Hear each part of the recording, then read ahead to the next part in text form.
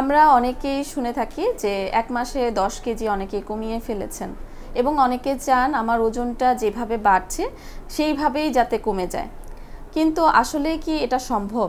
যদি আমরা বৈজ্ঞানিকভাবে চিন্তা করি তাহলে দেখব একজন মানুষ যদি সঠিকভাবে তার স্বাস্থ্যের দিকে খেয়াল রেখে ওজন কমাতে চায়, সুস্থ থেকে ওজন কমাতে চায়, তাহলে সেই ক্ষেত্রে মাসে ৩ থেকে ৩.৫ কেজি পর্যন্ত ওজন কমানো হচ্ছে বৈজ্ঞানিকভাবে প্রমাণিত। আপনি চাইলে ৪ কেজি পর্যন্ত যেতে পারবেন, কিন্তু এর থেকে যদি আপনি বেশি ওজন কমাতে চান মাসে, তাহলে সেটা কিন্তু সায়েন্টিফিক্যালি প্রুভ না। তার মানে হচ্ছে আপনি নানাবিধ রোগে পরবর্তীতে আক্রান্ত হবেন।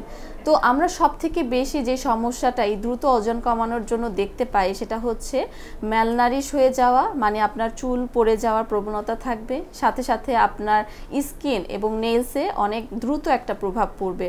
আপনি ওজন কমাবেন ঠিকই, কিন্তু আপনার মধ্যে বার্ধক্য চলে আসবে। তাই আমরা চাই যে হচ্ছে মাসে ৩ থেকে ৩.৫ কেজি, সর্বোচ্চ ৪ কেজি ওজন কমলেই আমরা সাধারণত ভালো থাকি।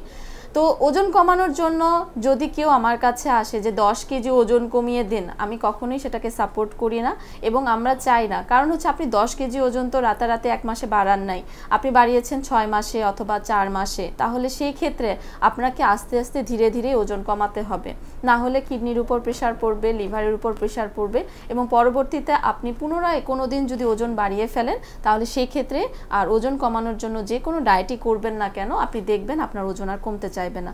তাই আপনি যে অবস্থায় থাকেন না কেন, আপনি আপনার মনকে কনস্ট্রাকশন করার চেষ্টা করবেন যে আমি ধীরে সুস্থে আস্তে আস্তে আমার ওজনটা কমাবো এবং সেটাকে সাস্টেইনেবল রাখার চেষ্টা করব।